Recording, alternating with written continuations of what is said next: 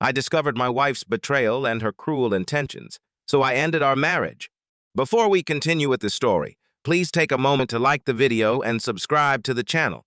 Your support truly makes a difference and helps us grow. Now let's get back to the story. I guess the cliche opening would be to tell you that I thought I had a good marriage and was blindsided by my wife's infidelity. Initially, I believed we were the classic happy couple, but over time, cracks began to surface. The truth is that our marriage had been going downhill for some time, and I just hadn't wanted to admit it to myself. The shock wasn't just about her infidelity, but that my loving wife truly believed I would be submissive to her demands and allow her to humiliate me without question. For me, it comes down to people mistaking kindness for weakness.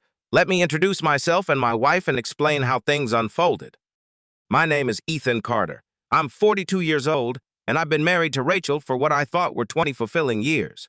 Rachel just turned 40, and we've been blessed with a beautiful 19-year-old daughter named Emily, who is currently in her first year of college, discovering her own path in life. Over the years, our marriage had begun to feel stale, like an old record playing the same tune over and over again.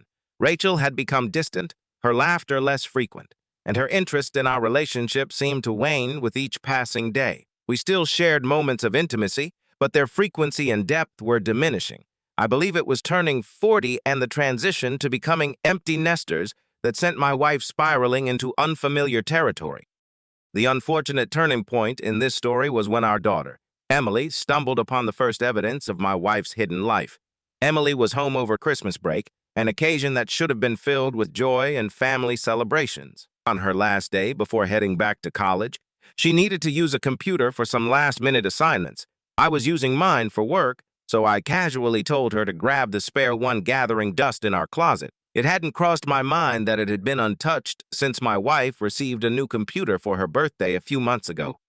About 30 minutes after handing Emily the computer, she came storming into my office with a mix of confusion and shock on her face. "Dad, what kind of kinky stuff are you into?" she demanded, her voice a mix of disbelief and accusation. I looked at her, puzzled and perhaps a bit concerned about what she had discovered. "I mean, all the adult videos you've been looking at, and what's up with all the Holden crap?" Emily exclaimed, placing the computer in front of me. It displayed an untitled folder brimming with videos of a decidedly kinky nature. "I can't believe you are into that stuff. How do you even know about that? You're only 19? I asked, trying to wrap my head around the situation while simultaneously questioning how she was even familiar with such content. "Come on, Dad, I'm not a baby. When did you get into this stuff?" she retorted, her voice softening a bit as she realized the gravity of the situation. Shocked, I examined the folder more closely, trying to find some sense in this unexpected revelation. "That is your mother's computer. She's the only one who has ever used it," I said, the truth dawning on me like a cold wave. We continued to explore the computer, uncovering a labyrinth of other folders. Another folder contained several articles on how to manipulate your husband into becoming submissive, a revelation that hit me like a punch to the gut. It dawned on me that what we were looking at was several months old, a hidden world that had existed right beneath my nose. We still had about an hour before Rachel would be home from work, so I had an idea to take a look at her new computer out of curiosity. Emily, my teenage daughter, retrieved it while I powered down the old one we had tucked away in the corner. "This isn't going to work. She has her new one-password protected," Emily remarked skeptically. Lucky for me, Rachel kept most of her emails. Most of the emails were with Mistress B. Mistress B was her self-titled submissive advisor. There was a long string of conversations with Mistress B encouraging Rachel to turn me into a submissive husband. Rachel had explained to Mistress B that I would agree to do most of what Rachel asked and never argued with her in most cases. She said I would give in rather than argue. I grabbed her hand, leading her into the spare bedroom that Rachel had converted into her office. Hidden underneath the desk drawer, I knew there was a sheet of paper that Rachel used to keep. "Your mother isn't the best at remembering her passwords. When she got the old computer, I suggested she write down all her passwords and keep them in one place," I explained, opening a drawer and pulling out a slightly crumpled sheet of paper that listed the passwords for our household sites and utility. Emily glanced over the paper. "This doesn't have the password for her new computer." "I know," I replied, reaching under the desk and pulling out another piece of paper slightly more worn and folded. "This is her secret sheet. Like with most things, she thinks she's clever hiding it here. I saw her putting it here once but never needed to look at it until now. I took a quick picture of the paper with my phone before carefully tucking it back into its hiding place. In seconds, after a few attempts, we managed to unlock her new computer, and we began searching through it. We discovered more videos and articles on rather niche interests, mostly centered around submissive themes and adult content. Our search was abruptly cut short when we heard the familiar rumble of the garage door opening, signaling Rachel's return. We quickly powered down the computer, putting it back exactly where we found it, making sure not to leave any trace of our intrusion. The items we found were intriguing and a bit kinky, but they didn't conclusively tell us if Rachel was engaged in anything beyond watching adult videos.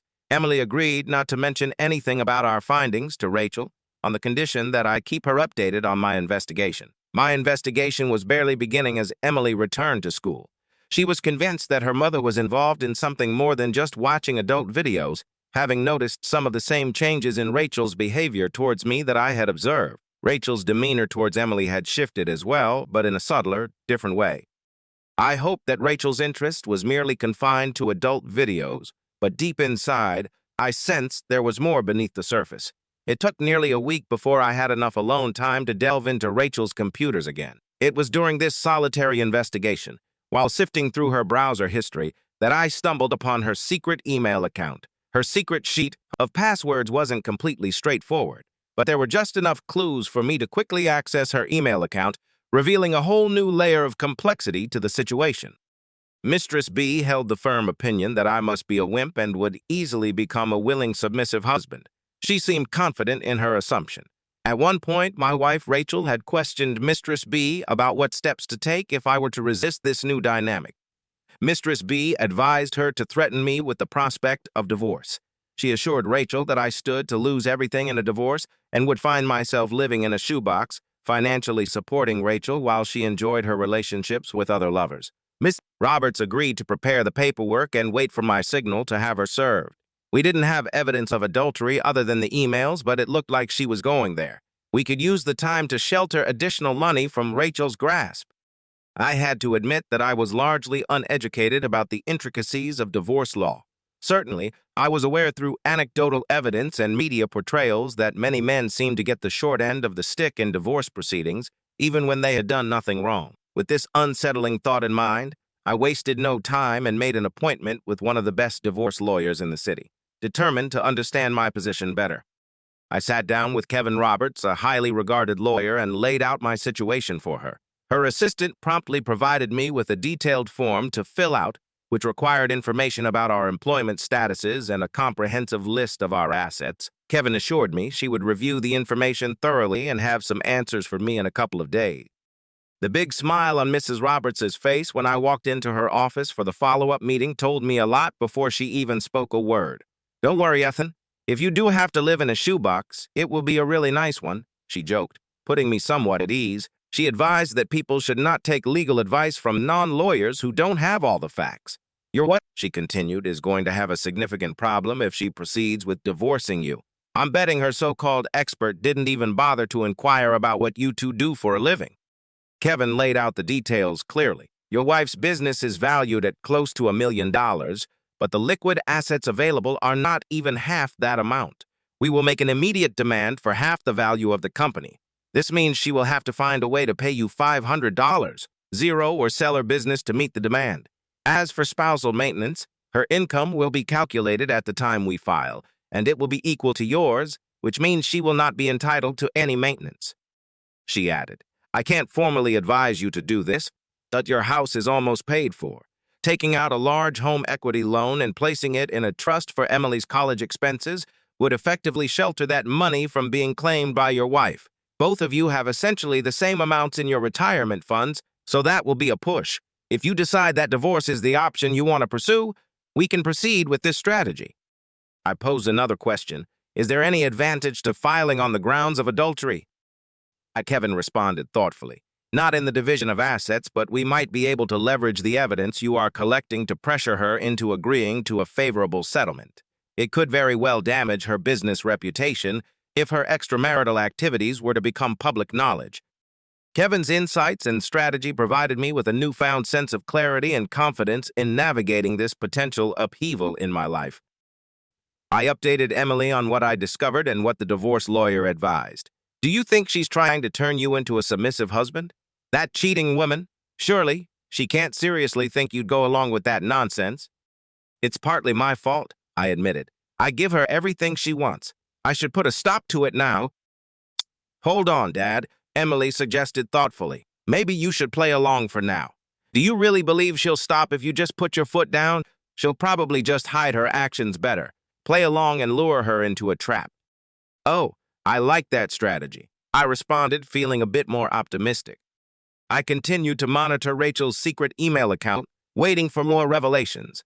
Mistress B had instructed Rachel to cut me off from intimacy and become more demanding in her expectations. I was already handling most of the household chores, and now Rachel was supposed to gauge my reaction to her increasing nastiness and demands.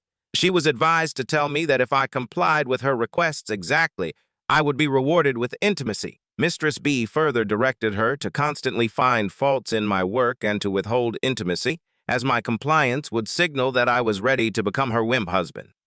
I considered confronting Rachel and standing up to her manipulations, but Mistress B had warned that if I refused to go along with their plan, they would change tactics and humiliate me in secret. Just as Emily suggested, I decided to play along with their scheme. I took on my role as the dominant male, all the while sheepishly following orders as instructed. My anger towards Rachel was so intense that I was actually relieved not to have intimacy with her, yet I made sure to act disappointed whenever she withheld it. The situation escalated when I read an email from Rachel to Mistress B, where she excitedly mentioned that she had found her bull. It turned out to be a salesman from one of the suppliers for her business. Mistress B encouraged Rachel to sample her new bull before implementing their plan on me. Despite everything, I harbored a glimmer of hope that Rachel would regain her senses before committing adultery. That hope was shattered when I came across another email a week later in which Rachel informed Mistress B, "I've experienced my partner in every way. I'm ready to make my husband submissive." My blood boiled with rage and betrayal. Finding the bull's identity was surprisingly easy. As I scrolled through the inbox, a couple of new emails caught my attention, both from a certain Chris Miller. He was expressing his gratitude to Rachel for a wonderful night of intimacy, filled with fervor and passion. The last email, dated just yesterday, revealed his excitement to put me in my place. He had clearly given it some thought, as Chris expressed his eagerness to humiliate me and have me pleasure him, a bold declaration that made my jaw tighten in disbelief. With some quick online research, I gathered all the information I could about Chris Miller. Rachel was seated at the kitchen table when I walked in. She was looking a little nervous. I switched on the digital recorder I had in my pocket when she spoke up. "Ethan, sit down. I need to talk to you about something." I tried not to smirk. "Can I change first?" She got into her authoritative voice. "No, you're going to sit down and listen. You are not going to interrupt." I sat in the chair, putting my briefcase next to me before nodding to her. It was hard to wrap my head around the fact that this man was to be my bull. In my mind, a bull was supposed to be an imposing figure, a man whose presence alone demanded attention and respect. If I had pinpointed the correct Chris Miller, and I was almost certain I had, this man stood at a modest 5'10" and weighed around 180 lbs. In contrast, I am just over 6 tall and weigh 200 lbs. True, he was a decade younger than me, but judging by the pictures I found, I felt confident I could overpower him even on my worst day. Chris was a salesman, a supplier for Rachel's business, and interestingly enough, he was married with 2 small children. The thought of what was about to unfold for his family evoked a pang of sympathy within me. Over the next 2 weeks, I meticulously monitored their email exchanges. Chris, perhaps in his naivety, sent a few POV photos of himself with my wife, evidence so damning it was almost laughable. He likely had no idea he was delivering me the very proof I needed to substantiate my wife's infidelity and simultaneously jeopardize his own marriage. The telling email eventually arrived. In it, Rachel wrote to Mistress B announcing her readiness to execute her plan. She believed I was sufficiently conditioned and her bull was ready to proceed. Friday night was designated as the night of reckoning. Rachel intended to impose her new rules on me just before Chris's arrival. She planned to wield the threat of divorce as a weapon unless I immediately acquiesced. Rachel even divulged to Mistress B that she had a special gift prepared to put me in my place. Mistress B, convinced by my compliance with all her previous degrading demands, assured Rachel that I would fall in line. Upon discovering the plan, I had a mere 3 days to prepare. My lawyer had already finalized the divorce papers and provided me with a copy. I had also managed to secure an email address and phone number for Chris's wife. When I shared the details of her mother's plan with Emily, she was shocked but found amusement in the strategy I intended to employ in response. Emily stood ready on standby, prepared to execute her part in my meticulously crafted plan. We are going to have some changes here, and you will have to accept them. First thing, I'm going to be taking on a lover. He is coming over tonight to have intimacy with me. Your participation will be limited to cleaning me up and getting him ready to go again after he has had intimacy with me. You will continue to do the chores around the house and do whatever I tell you to do, Rachel declared without hesitation, her eyes locking onto mine as if challenging me to object. Rachel paused, giving the impression she was finished, so I jumped in with a hint of sarcasm. Is that it? I asked, trying to gauge just how far she was willing to take this sudden declaration of control. No, I have a little present that you will start wearing. You will wear it all the time, and I will have the only key. Go ahead and open it. With a smug look, she shoved the wrapped box over to me. Inside, nestled in tissue paper, was a chastity cage. I had seen a few of them in the videos that Rachel had on her computer, which she didn't know I'd discovered. I held up the cage, its cold metal glinting in the light. Are you finished? I asked, knowing there was more she wanted to say, sensing her unease beneath her authoritative facade. Yes, I know this will be a big change, but you will adjust and do as you're told. Her voice wavered slightly, and Rachel's eyes darted away for a moment. I could feel her anticipation mixed with a touch of nervousness. I think she expected a different reaction from me, perhaps submission or fear. I do want to warn that if you don't agree, there will be consequences, she added, her voice trying to regain its previous firmness. I couldn't help it and let out a little chuckle at the absurdity of it all. Now, are you done? I asked again, a subtle challenge in my tone. Rachel nodded, perhaps more timidly than she intended. Aren't you supposed to tell me that if I don't comply, you will divorce me and I'm going to live in a shoebox? I continued, pointing out the typical ultimatum that one might expect in such a situation. Well, yes, those are some of the consequences, so you better just go along, she replied, her voice shaking a little and sounding less authoritative, as if she was trying to convince herself as much as she was trying to convince me. I pulled out my cell phone, feeling the weight of the situation but maintaining my composure. I sent the pre-planned email to Chris's wife, then hit Emily's number on speed dial. Yeah, honey, she laid the law down to me. You won't believe it, but she just gave me a chastity cage to wear, I said into the phone, attempting to add a light-hearted tone to an otherwise tense moment.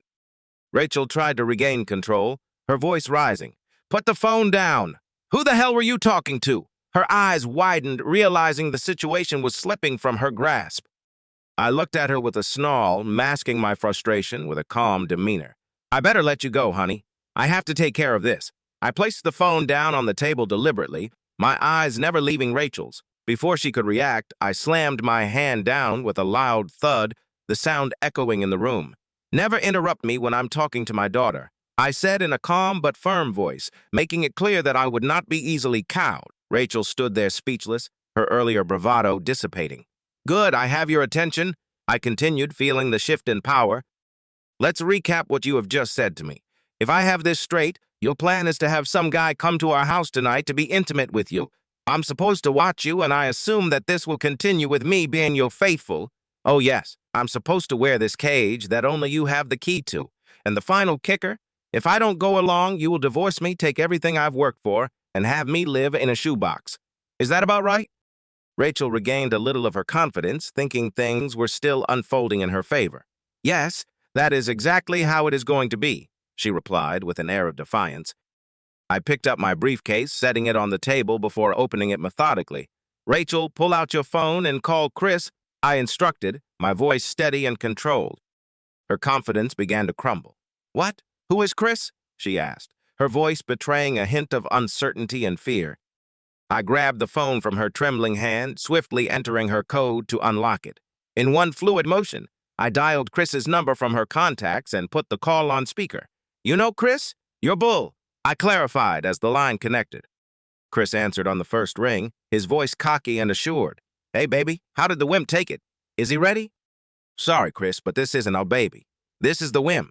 I need to ask you a few questions, I said, my tone turning icy. Chris, when you started with my wife, Did you tell her you were married with 2 small kids? From Rachel's reaction, I guessed the answer was no. More importantly, did you tell your wife that you were going to spend the evening with my wife? By his silence, I assumed not. Don't worry, I took care of that for you. I'm sure she will take it very well. And I really appreciate the pictures of you and my wife. I'm sure your wife will be able to use them in her divorce. I know I will use them in mine. You son of a... I'll kill you, Chris shouted, his voice filled with rage.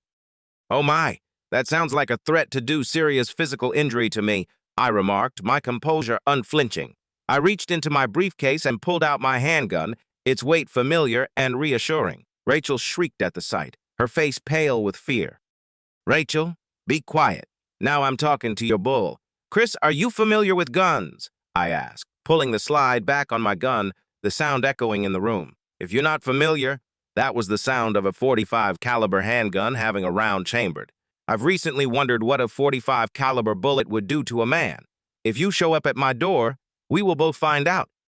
After a few tense moments of silence, I looked at Rachel, who was now on the verge of panic, her bravado completely shattered. Damn, I think he hung up. I didn't even get to tell him that I also sent some of his emails to his employer. Did you know that they have a strict rule against having intimacy with their clients? I added, watching as the realization of her crumbling plan dawned on her face. Sit down, Rachel. You were right earlier. We have some things to discuss. I picked up the small cage sitting on the table and examined it closely. It was a flimsy little thing, meant for something much smaller than me. I tossed it to her, letting it land with a hollow clink. Really, a goddamn small? There is no way I would fit in here. You know that. That is just one of the many miscalculations you've made, my dear wife. Did you really think I was going to accept all this nonsense without a word? Rachel started to stammer, eyes darting around the room, searching for words. I reached into my briefcase and pulled out a well-worn folder, sliding it deliberately across the table to her. What is this? She asked, her voice cracking, looking like she was about to cry. It's a petition for divorce, I stated flatly. My lawyer, a woman who actually went to law school, wanted me to remind you that taking legal advice from some random internet forum is never a good idea. Let me give you the highlights. First, you aren't going to take everything from me, and no, I'm not going to live in a shoebox. Let's start by addressing our assets. I'm sure your internet woman told you that you would get everything, I continued, leaning back in my chair. That's incorrect. We live in a 50-50 state, which means each of us is entitled to half of the assets accumulated during our marriage. Did you even mention to your so-called advisor that you owned a successful business? No, I didn't think so. You will notice in the documents that I'm demanding half of the business you built while we were married. Now, I remember the last evaluation you did for that loan, which appraised the company at $1 million. As such, I am demanding $500,000 cash in the divorce. Rachel faltered, trying to find her footing. But you know that valuation was only to secure the loan. You know my company doesn't have those kinds of assets. Oh my, you might have to sell your business, I replied, feigning sympathy and shaking my head slightly. Second thing, I'm not asking for maintenance. You should consider yourself lucky. Your reported salary from the company, alongside the numerous company benefits you've been receiving, is quite equitable to my current salary. What? You make more than I do, and you know it, she shot back defensively. There you go again, relying on misinformation from that same internet woman, I said with a slight smirk. You see, your salary isn't just what hits your bank account. It includes everything you receive from the company. The car, the trips, the perks. It's a shame you might have to sell it all to settle your debt to me. You son of a bleep!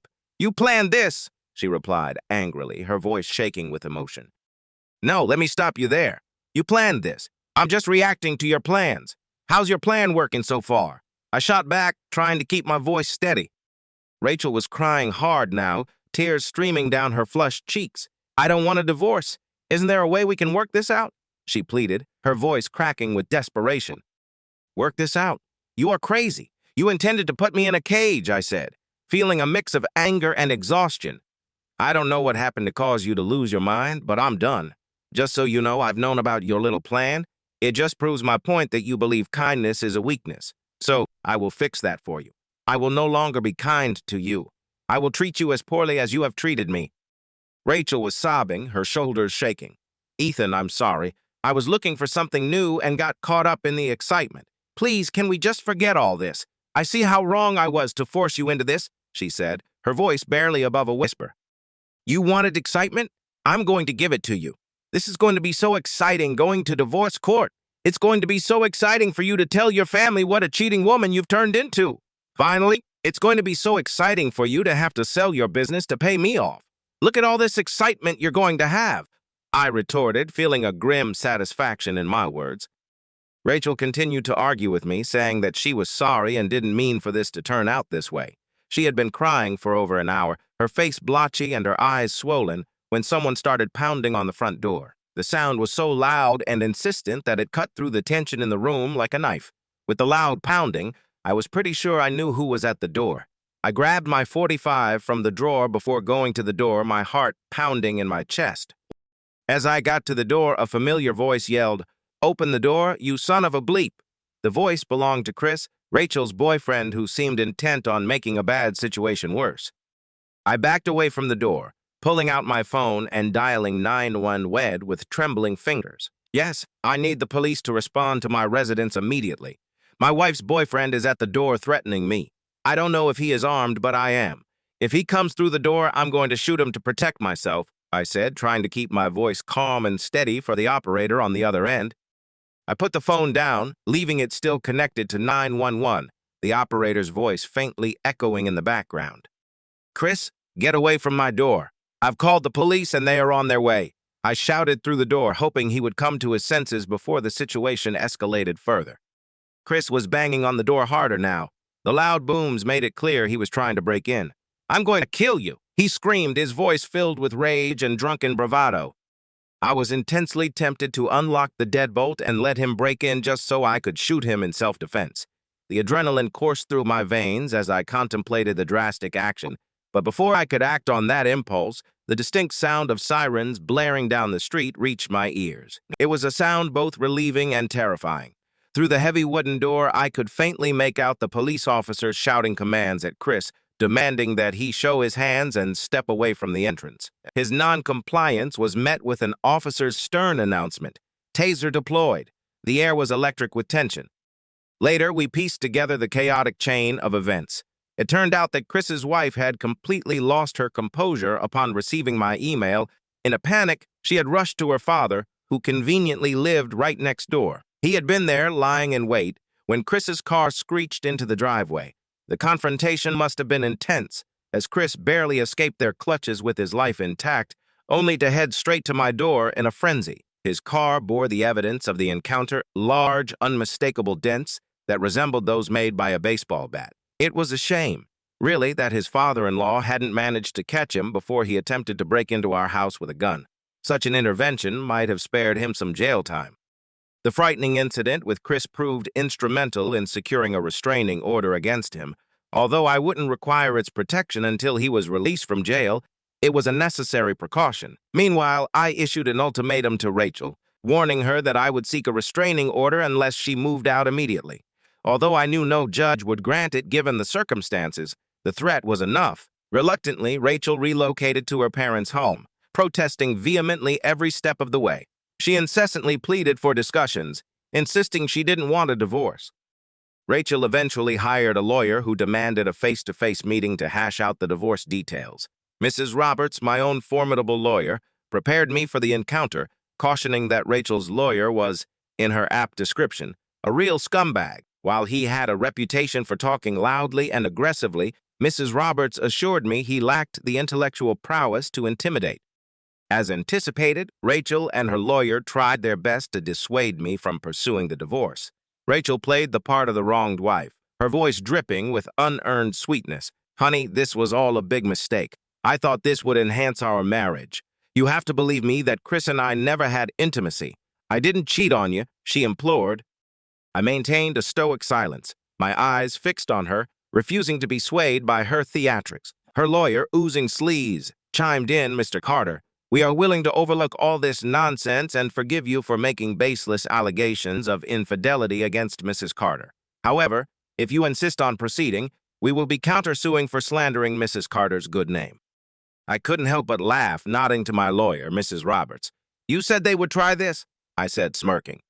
Without missing a beat, Mrs. Roberts smoothly opened one of the folders and slid several incriminating photographs across the table to Rachel and her lawyer. "I think these will tell a different story," she declared confidently. "This shows you pleasuring him. I guess that isn't cheating. This one shows him with you from behind. You might try to argue that isn't you, but I'd recognize that back anywhere, especially with that distinctive mole on your butt cheek. Oh, here's one of you riding Chris. Takes nice photos, doesn't he? Did my future ex-wife neglect to mention I have these images, courtesy of her would-be boyfriend?" The room fell silent, Rachel and her lawyer suddenly at a loss for words as the weight of undeniable evidence loomed large. I paused, then looked directly at Rachel with a firm resolve. "I'm not stopping the divorce. You can fight all you want, but I'm done with you." With a steady hand, I pushed another photo across the polished table to her lawyer. "Here's a picture of the cage she wanted to put me in. No, I will not forget or forgive." Rachel and her lawyer leaned towards each other, whispering urgently.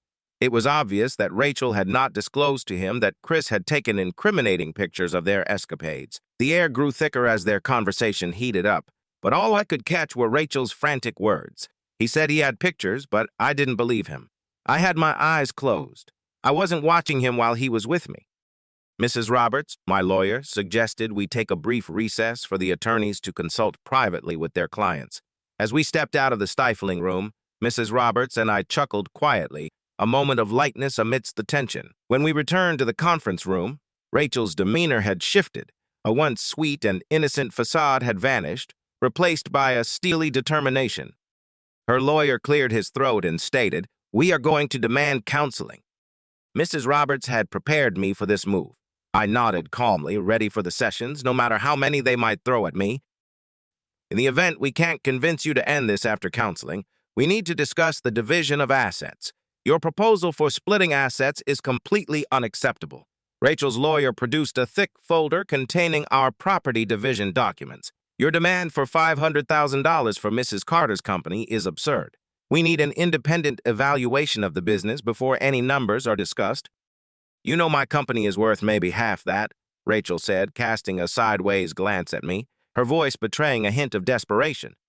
My lawyer, Mrs. Roberts, turned to me with a knowing grin and deftly opened another folder, sliding a stapled stack of papers towards Rachel. "Mrs. Carter, I think you will recognize this document as a loan application for your business. If you will look at the last page, you will find your signature and a paragraph that you were signing under penalty of perjury. You mailed this to the bank after it was notarized. You verified that the worth of your business was just over $1 million. Based on this application that you signed, the bank gave you a loan. If you are now saying that the value of your company that you put on this application was not true, that is very troubling. Not only would you be admitting to perjury, but because you used the postal service, you have committed mail fraud. I know your attorney does not specialize in criminal law, but I'm sure he knows that the feds take mail fraud very seriously." As Rachel's face paled, I could see her lawyer's confidence waver. The room fell silent, the weight of Mrs. Roberts's words hanging heavily in the air. "Well, Rachel, maybe it is you who will be in a cage," I said, chuckling as I leaned back in my chair, a sense of satisfaction swelling within me. Rachel's face turned ghostly pale, her eyes darting to her attorney in desperation. They whispered heatedly for a few moments, her expression shifting from shock to anger and finally to resignation, before her attorney abruptly announced that the meeting was over. A week later, as I went about my usual morning routine, I was taken aback to find Rachel standing on my doorstep. She appeared disheveled and worn out, her hair unkempt and her eyes shadowed with exhaustion, as if sleep had evaded her for days. Her presence was a stark contrast to the confident woman I once knew. "Please, Ethan, we need to talk," she implored, her voice trembling with urgency. I hesitated, but eventually opened the door, gesturing for her to step inside. "Didn't we do that the night you planned on making me a wimp husband?" I responded, a hint of sarcasm in my tone, guiding her to the kitchen table. "The very place where our lives had diverged," I asked. "What do you want to talk about, Rachel?" Her facade crumbled as she confessed, "I can't do this, Ethan. I was wrong and stupid. I'm losing everything, including my mind.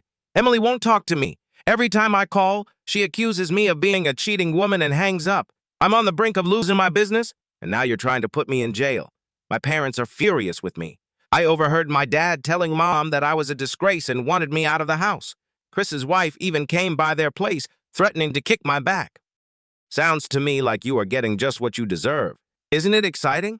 I remarked, watching as tears began to stream down her face, her shoulders quivering with each sob. You really wouldn't put me in jail, would you? She pleaded, her voice barely above a whisper. It's not me who will put you in jail. Your actions have led you here like all things. Wasn't it you who was going to put me in a cage? Seems like the key is in the other hand now. I can't understand how you ever thought I would accept that, I replied calmly. I'm sorry. I got caught up in the excitement of what I was seeing online. That woman told me you would enjoy it. She said the fact you took on the household chores and didn't complain signaled that you liked being dominated. Rachel explained, her voice laced with regret. Or maybe I'm just a nice guy who wanted to make his wife happy. Rachel, we're wasting our time. I'm not backing down. I would hate for you to take my compliance as a sign that I wanted to be a wimp. I suggest that you drop the demand that we have counseling and find a buyer for your business. I advised, my tone firm. She took my advice to heart, firing her attorney and hiring one with a less sleazy reputation. Her new attorney, more pragmatic, advised her that she was fighting a losing battle and urged her to cut her losses. 2 months later, we found ourselves back in the same conference room at my lawyer's firm. Rachel looked even more worn out than before, her spirit seemingly crushed as she walked into the room, her once vibrant presence now a mere shadow. Mrs. Roberts informed me that Rachel had managed to secure a contract to sell her business. After settling her debts, she would walk away with only about $400,000.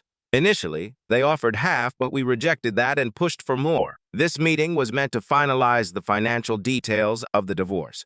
Rachel's lawyer cleared his throat, pushing a neatly bound folder across the table to my lawyer, signaling the beginning of the end. My client agrees to your latest settlement offer. Mr. Carter will have sole title to the marital house, ensuring stability and a place to call his own. Each party will retain their respective retirement accounts, allowing them to secure their financial futures independently. The bank accounts were split 50-50 and will stay that way, reflecting a fair and equitable division of shared resources. The final item is Mrs. Stan's business, which has been a topic of much negotiation. There is a contract on the business for $400,000. Once Mrs. Carter receives the funds, Mr. Carter will receive a check for $320, is zero as part of the agreement. I'm assuming that we don't need to put Mr. Stan's agreement not to bring up the unpleasantries of that loan paperwork in the settlement agreement. Mrs. Roberts stood up, smoothing her skirt with a graceful motion. No, I don't think you want that in writing anywhere. All we need to do now is file the signed divorce papers with this settlement. I think we are done here. I felt a little sorry for Rachel as the tears were steadily running down her face, leaving delicate traces of mascara along her cheeks. She looked up at me, eyes filled with both regret and hope. Can we have just a few minutes to talk? I looked at Mrs. Roberts, giving her a little wave to indicate that I would agree to talking. The others shuffled out of the conference room quietly, leaving us alone in the suddenly still air. I'm so sorry, Ethan, Rachel began, her voice trembling. I know that I have no chance of winning back your trust, but can you please help me with Emily? Our daughter won't have a civil conversation with me and won't agree to meet with me. When we do talk, she calls me horrible names. What did you expect? Did you really think she would support you putting me in a cage and taking on other men to have intimacy with? There is nothing I can do to change her mind. You'll have to work this out yourself. Rachel put her head down, her shoulders slumped, as she shuffled out of the conference room. I watched her go, feeling a mixture of relief and residual sadness. I so wanted to ask her how she was handling all the excitement she brought on herself, but that would be piling on. I had done enough. And so we've reached the end of today's story. Was it what you expected, or did it take a twist you didn't see coming? These stories often reflect the unpredictability of life itself, leading us down paths we never imagined. I'm curious to hear your thoughts. Share them in the comments below, and let's get a conversation going. If this story kept you hooked, make sure to hit that like button, and if you're new here or just haven't subscribed yet, now's the perfect time to join our community. I bring you fresh, captivating stories every day, exploring the depths of human experience and emotion. So click that subscribe button and turn on notifications so you never miss out. Thanks for watching, and I'll see you in the next one.